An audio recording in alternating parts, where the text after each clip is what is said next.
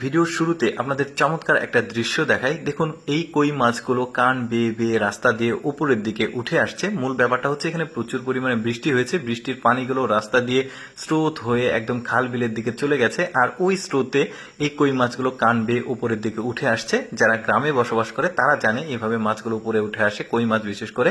তারপরে দেখুন এখানে বন্যার পানির স্রোত যাচ্ছে, ছাতা দিয়ে ওরা মাছ ধরছে। এই মাছগুলো লাফালাফি করছে স্রোতের বিপরীতে। এই যে একটা মহিলা আর একটা পুরুষ লোক জাস্ট ছাতাটা এখানে ধরলেই মাছগুলো লাফিয়ে লাফিয়ে ছাতার উপরে উঠছে। এই যে দেখেছেন কি দারুণ না? তারপরে এই লোকটার টেকনিকটা দেখুন, একটা ছোট্ট কাচের বোতলের মধ্যে মাছের খাবার দিয়ে এটা পানিতে ছুঁড়ে মারলো। একটু পরে দেখুন ওই খাবার খাওয়ার জন্য বোতলের মধ্যেই মাছটা ঢুকবে, আর সাথে সাথে বুঝতে পেরে লোকটা টান দিয়ে দেখুন মাছটাকে তুলে নিয়ে আসছে। এই ধরনের টেকনিক কিন্তু অনেকে আগে কখনো দেখেনি। বেশ চমৎকার। নদীতে এই ধরনের মাছ ধরার দৃশ্য কিন্তু আগে অনেকেই দেখেনি।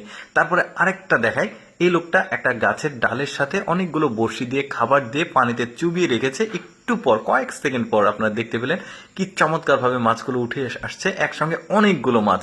তারপরে এই লোকটার মাছ ধরার দৃশ্য দেখুন, একটা জেলে নদীতে সে মাছ ধরতে এসেছে, আর এই যে সুতো দেখতে পাচ্ছেন, বড় সাইজের একটা সুতোর সাথে 4-5 হাত পর পর একটা করে বড়শি দিয়ে খাবার দিয়েছিল। এখন দেখুন সুতোটা টানছে আর মাছগুলো আসছে, বিভিন্ন রকমের মাছ। এই যে দেখতে পাচ্ছেন এটা নদীর ট্যাংরা মাছ, কালারটা একটু হলুদ। এই জন্য এই নদীর মাছগুলো খেতে অনেক স্বাদ। এটা যেমন চিংড়ি মাছ, তারপরে এখানে কি মাছ, এটা সম্ভবত রুই মাছ। বেশ চমৎকার, কিন্তু টেকনিকটা আমার খুবই ভালো লেগেছে। একটু পর পর কিন্তু সে বিভিন্ন রকমের মাছ পাবে।